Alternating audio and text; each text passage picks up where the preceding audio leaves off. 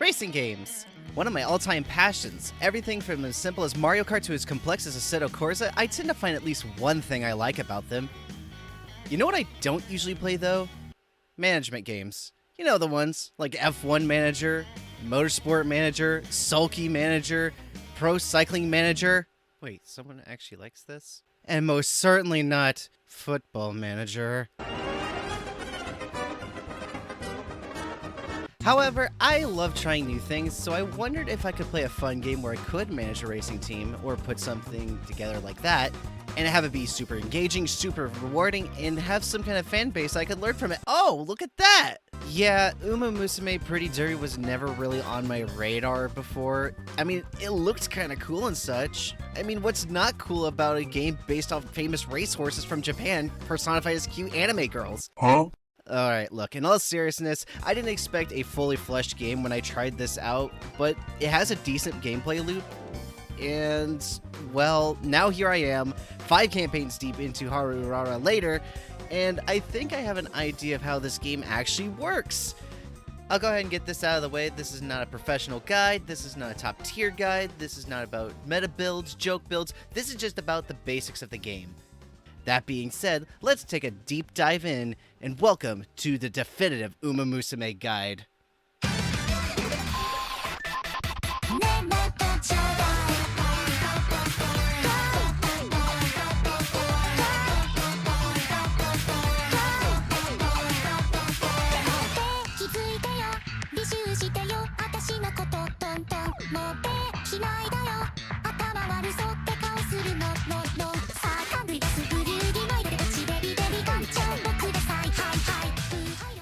Alright, just to start off this episode right, we're going to get into the rundown of how the game works and such. Next time I do a video, I'll do career runs and tell little stories about each Umamusume themselves. First thing you need to know is that this game will kick your ass! This game can and will be unforgiving. You need to bring some serious A-game or you will be stuck wondering how the fuck you're supposed to get through the goal where you need to win a G1 race. Thankfully, I can help. First things first, we need to talk about the main component of the career mode itself, the trainees. How do you get them? Well, just like in college football, you need to scout them.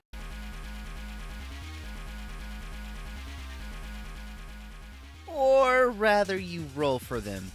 Yeah, that's right, this is technically a gacha game. Oh my god, bro. Oh, hell no, man. What the fuck, man? Wait, hold on. Before you click off the video, I have some good news at least. You do get to start with 5 Umas for free. So yeah, they're technically the same for everyone, but they're a great stepping stone for building your team and a better career in the future. The 5 that you end up getting at first is Daiwa Scarlet, Vodka, Sakura Bakshino, Goldship, and Haru Urara. Each one having their own major strengths that you want to play into. Along with this, you can also scout for more with carrots that you earn, or you can just buy them if you have like some disposable income you can burn. And you get some decent trainees along the way with that too, from 1-star, 2-star, and the top being 3-star recruits, and you can also level them up later on into 5 stars, each one having an affinity for a specific distance, track, and running style. Along with this, your trainees will also come with a free skill that is unique to them and them alone, and it will activate in the race as long as the conditions are met for it. So let's go ahead and get started on our career, pick one of our favorite characters, and let's pick some legacies to inspire them. Oh yeah, that's right. For every attempt that you try to make in the game, you'll earn a veteran Umamusume. Whether you get it from actually making it to the URA Finals, or if you fail out, regardless, you'll end up with a veteran Umamusume. What do these veteran Umamusume give you? Well, they give you sparks. What are these sparks for? They're either going to be skill bonuses, stat bonuses, or hints to unlock that particular legacy's unique skill. That being said, let's go ahead and move on to the support card. Oh god, there's cards in this game too?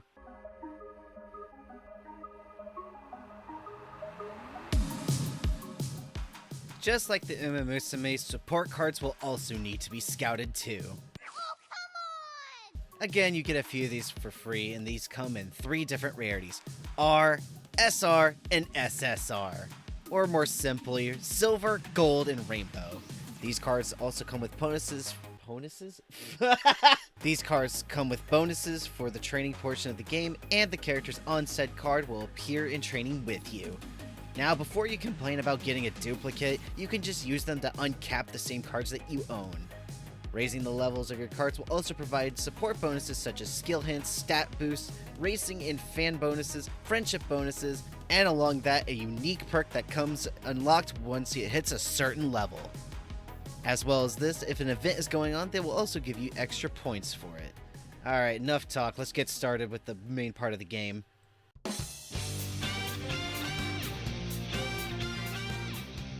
Alright, let's start with the main part of the career mode, the training. There are 5 stats to work on. Let's go over by them one by one, and I'll explain exactly what they do. Speed is probably the most self-explanatory. It's your top speed. No matter what build you do, this is the most important part. Without speed, you'll be left in the dust and forced to suffer in the back of Midtown. Now, does this mean that you need to spam the hell out of speed? Absolutely not! You need the other stats too. Stamina is exactly as it sounds. It's your stamina. This is important for longer races, and there's no point of hitting top speed when you can't even get to the top speed in the first place. Speaking of which, power does 2 things in one. It's your acceleration and your ability to overtake. This is an important stat for anyone who is a encloser or a late surger, because if they can't pass, they're not going to finish up front and make podium. Speed and power are needed, stamina is also needed, but how do you manage stamina? Well, the question is, do you have it? Do you have it? From what I can see, Guts does 2 things in one as well. It manages your stamina consumption, and it works as secondary stamina for the last spurt. Too little guts, you'll burn out. Too much, well, that means that you have too much of one thing, and you can't have that. But all of this will mean jack unless you have wit. Wit is a skill that is extremely important for you if you have a lot of skills on your Umamusume. With enough wit, your trainee will find the perfect lane that works for them. They will go for the perfect overtake whenever they get an opportunity to. They'll activate certain skills at the right time and negate any negative race effects such as rush or late start. As you'll train, some of the support card trainees will also be in these menus too. Running one of these trains will also allow you to see them also train with you, boosting your friendship as well. The more friendship you have with them, the more hints of skills that you'll get, the more bonuses that will also be placed on your training, and they stack. Meaning it's a great idea to pick the one with the most friends, or the skills that need the most improvement. As you keep doing this, you will end up getting something known as a friendship training. What is it specifically? Well, if you get this, that means you'll get more of a boost on that specific stat. It is magical. However,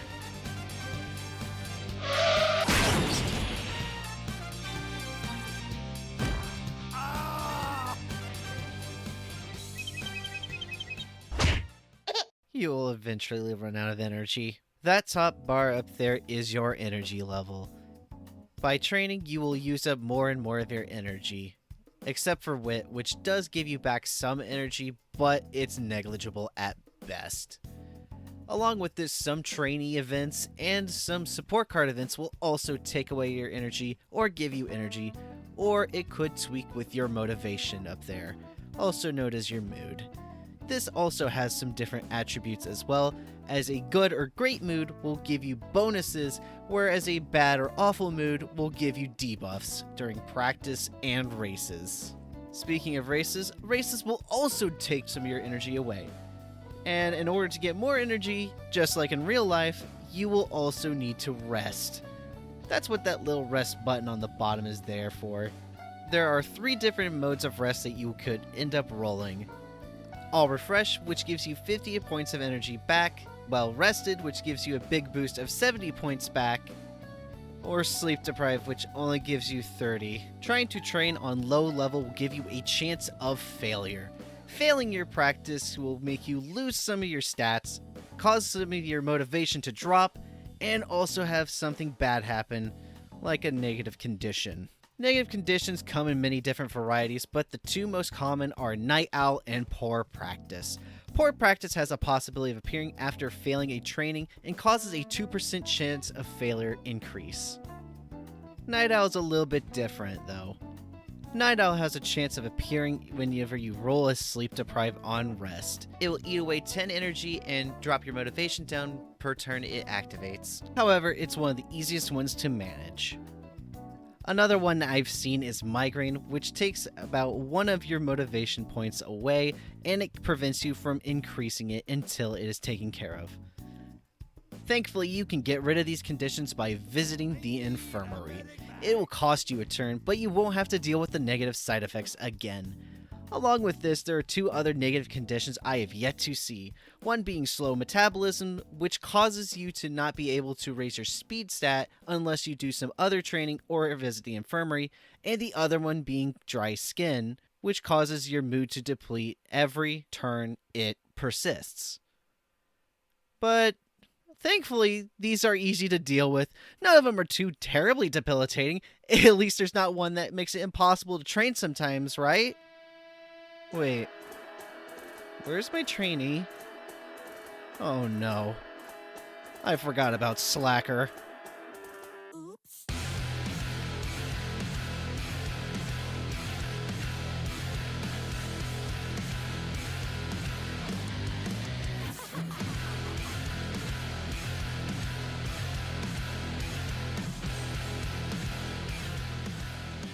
I have never seen a negative condition so cruel, fucked up, and evil. You can get this from a random event that may or may not cause this, and it depends on certain characters.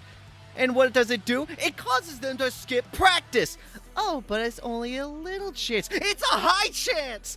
Oh, look at that, it gives me 10 energy. Well, it's not enough to negate the wasted turn, plus it makes your motivation goes down with every step. And what the worst part is that this condition refuses to be cured. In that little montage, you want to know when it cured? Right before the fucking finals, right after I wasted all my clocks and retries on the fucking semifinals. So yeah, if you end up getting Slacker, you better start taking your ass to the infirmary as soon as you can and start praying to your new god, RNG! Driver's ready! Hey, whoa. What are we racing for anyway? For fun? How about let's race for a Coke? Go! Out the road, buddy. Harvick, come on. Got some horsepower, Bobby. Come on, DJ, get out of the way. Going down, Walter.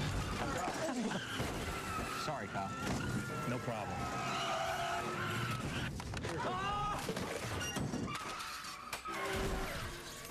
I just wrecked in turn 5. Last lap.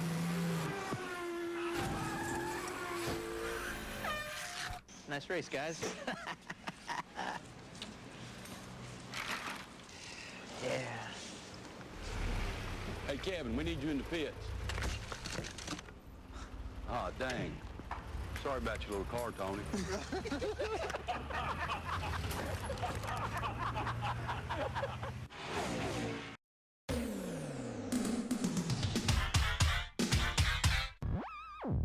If your mood is down, you will want to get it back up again as soon as possible. Luckily, that's what Recreation is for. Recreation will give you a boost to your trainee's mood and sometimes a boost of energy. Not a lot though, so if you're low on energy, you'll want to go rest instead. There's also a chance for a claw machine minigame that will give you an extra bonus too.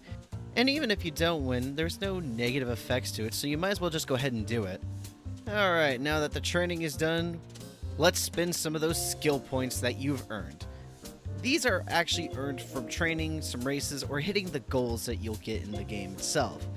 So heading over to the skills menu, you'll find that there are 4 different types of skills. Yellow skills are buffs, blue skills are for recovery, green are passive, and red are debuffs. It's best to pick the ones that are most helpful for your trainee. For example, my auto Top Gun is a long race front runner. So it's best to pick stuff that is good for long races and for front runners, not something for a sprint in closer. Yellow skills are meant to increase your velocity, also known as your speed in this case, your acceleration, your passing skill, as well as your positioning. Some of these are very key to helping you get around some tracks, as well as get into a better position. A very common yellow skill that a lot of people go after is Professor of Curvature. This increases velocity in the corner with a really good turn, which can tip the scales into your favor, as some corners are a good passing zone. Blue recovery skills are very key when it comes to recovering your stamina and reducing your fatigue. One of these is Swinging Maestro, which recovers your endurance from the corners with effective turning. The green passive skills are a little bit more situational. For example, Long Shot. This gives you a better increase of performance if you're considered the 4th favorite or below. So be mindful if you want to use something like this, as this could be allocated to better skills elsewhere. And finally, you got the red debuffs. This can tip the scale in the race in your favor. A good example of this is Dominator. This will decrease the velocity of the runners ahead of you when you're positioned towards the back in a medium race. Along with this, some skills will also have hints that can make them cost less. These hints can come from inspiration, support card events, or even training with someone with the exclamation point on the training screen. Alright, now that we trained, now that we studied, we got ourselves ready, it's time to go racing.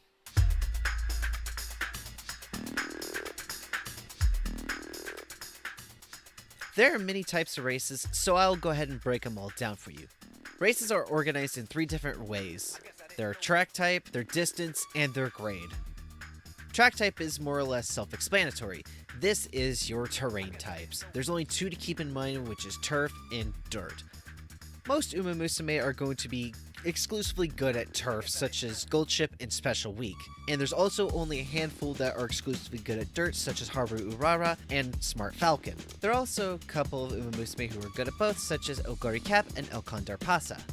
The distance of the race is also divided into sprint, mile, medium, and long races. Again, you'll want to refer back to your Umamusumes to enter them in the best type of race that's good for their affinity. For example, you don't want to put someone like Bakushin in the Arime Kinen. And finally, there is a race's grade. These can be how prestigious,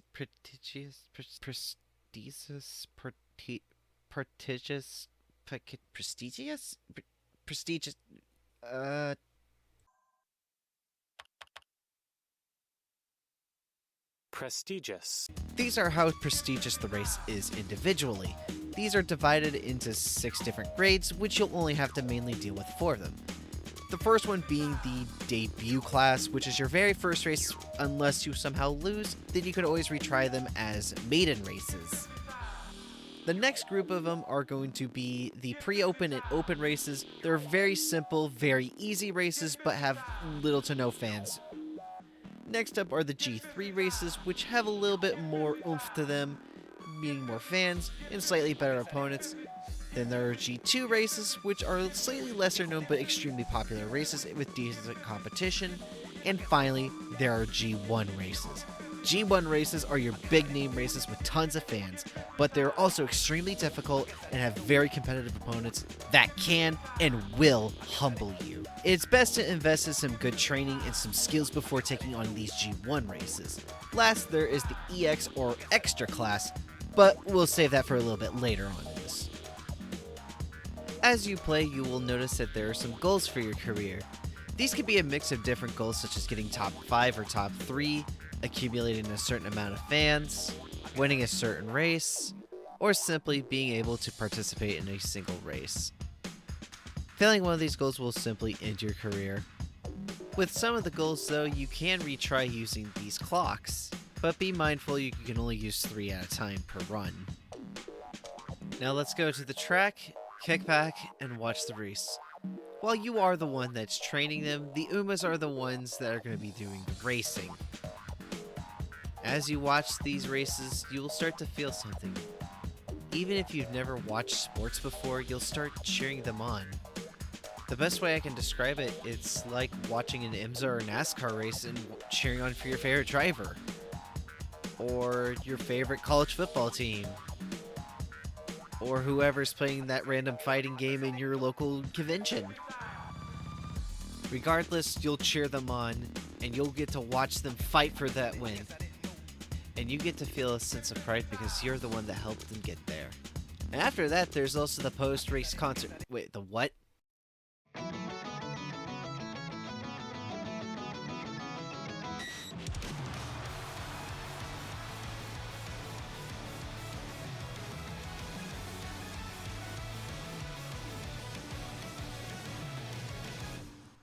That's right, your trainees are idols as well. Look, it's Japan, what did you expect? It's a bit silly, and one of the best ways I've heard it described by someone is if it's like Tom Brady won the Super Bowl and then had to perform a live show right afterwards. Of course, you could skip it if you wanna, but the music is really good, and it's also your Uma performing. So why not just watch it?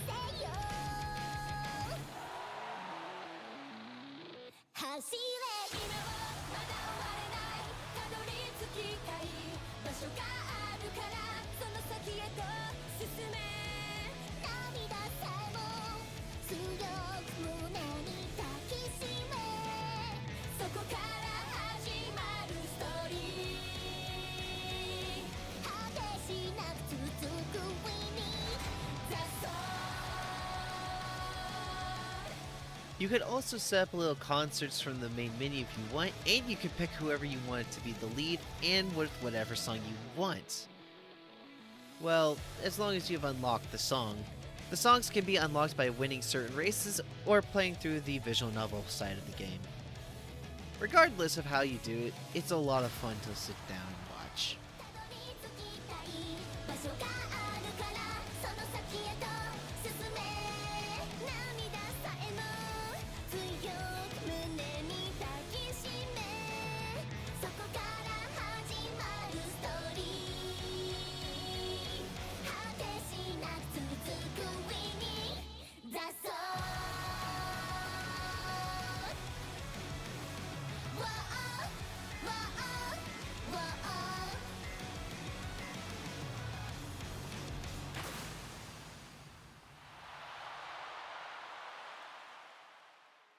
So, what happens when you finish all your goals? Well, you get invited to the URA Finale.